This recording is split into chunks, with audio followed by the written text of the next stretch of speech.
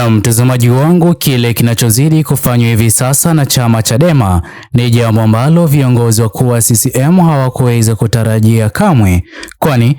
kama mwanzo wa video niliyoweza kuitanguliza katika video hii, tumeona jinsi gani ambavyo wafuasi wa chama Chadema wapo na nguvu ya kisiasa hivi sasa hadi kutambia chama cha CCM, jambo ambalo linazidi kuathiri pakubwa viongozi wakuu walioko madarakani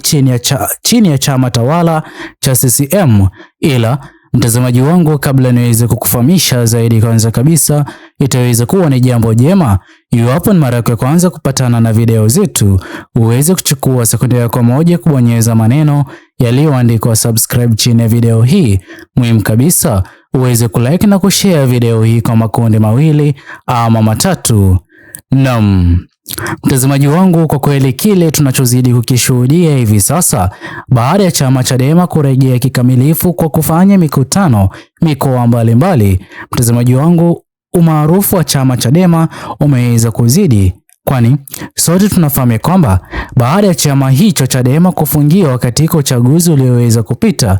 viongozi walioko madarakani waliweza kuamini kwamba umaarufu wa chama hicho utaweza kudidimia. Ila kwa mwonekano jinsi ambavyo chama hiki kimeweza kurejea katika siasa za Jamhuri ya Tanzania, mtazamaji wangu, chama hiki kimerudi na nguvu mpya, ambapo inazidi kuweka chama tawala cha CCM katika hali ya kupoteza umaarufu na hata uaminifu kama chama hicho kilipokuwa chini ya wakati wa Rais John Pombe Magufuli kabla ya kuaga dunia, jambo ambalo ni tofauti kabisa na kile kinachozidi kushuhudiwa hivi sasa chama cha CCM chini ya utawala wake Rais Mama Samia Suluhu Hassan. Mtazamaji wangu, hii hapa inazidi kuonyesha wazi jinsi gani ambavyo hivi sasa Watanzania wengi wapo mbioni kwa ajili ya kuomba hata angalau mabadiliko yaliyokuwa yakiombwa na vijana Gen Z yaweze kufanyika. Mtazamaji wangu, mabadiliko haya ni kama kuwa na uhuru kwa vyombo vya habari na pia upinzani uweze kupewa ruhusa ya kukosoa na kushinikiza serikali iliyoko madarakani iweze kuwajibika, na pia wale wote walioweza kukamatwa katika ghasia na vurugu za maandamano ya mwaka 2025 waweze kuachiwa huru, angalau nao waweze kujivunia katika Jamhuri ya Tanzania uongozi ulioko madarakani ni uongozi wa demokrasia ambayo inazidi kuonekana na hata kusaidia mwananchi wa kawaida katika jamhuri hiyo ya Tanzania. Vile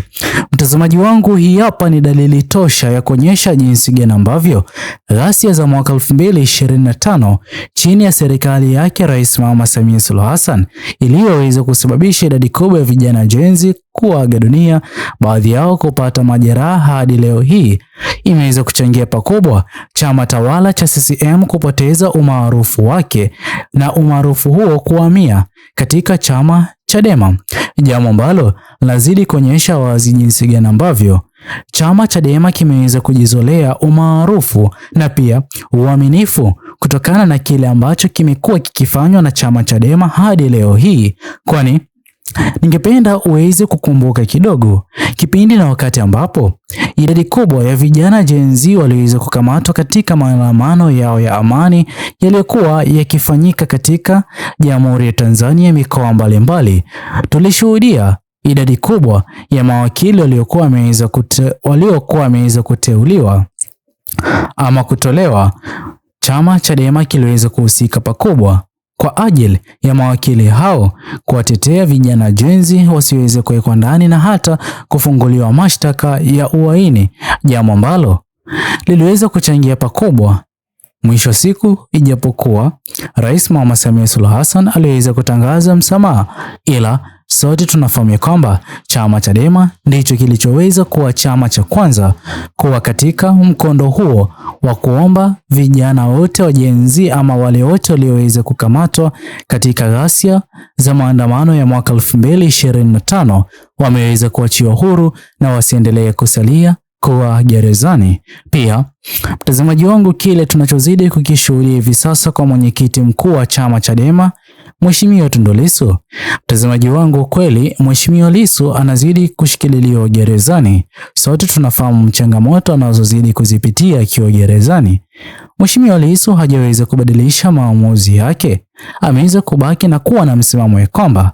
kipindi na wakati ambapo ataweza kushinda kesi ya uhaini inayozidi kumkabidhi, jambo ambalo hivi sasa sio siri tena, bali ukweli mzima umeweza kujulikana. Mheshimiwa Lissu hakuwa na nia ya uhaini katika Jamhuri ya Tanzania, kwani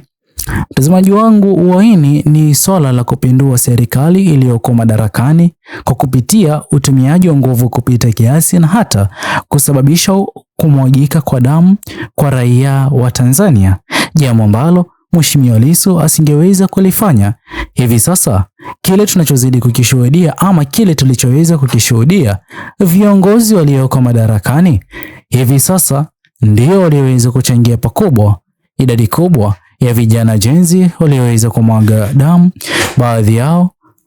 kusalia na majeraha hadi leo hii, ili viongozi hawa wa chama tawala cha CCM kuingia madarakani na hata kutokuwa tayari kufanya mabadiliko yaliyokuwa yanazidi kupendekezwa na idadi kubwa ya vijana hawa Gen Z. Hii hapa inazidi kuonyesha wazi jinsi gani ambavyo chama kizima cha CCM kupoteza umaarufu wake pamoja na viongozi wakuu, tofauti kabisa na jinsi ambavyo chama Chadema kinazidi kujizolea umaarufu. Na mtazamaji wangu, hili hapa tutaweza kulidhibitisha kutokana na kile tulichoweza kukishuhudia ya kwamba viongozi wakuu wa chama Chadema kila mikoa wanayozidi kwenda kufanya rally wanazidi kulipwa na kupewa fedha ili kuonyeshwa upendo, na hata kutokana na gharama kubwa ya maisha,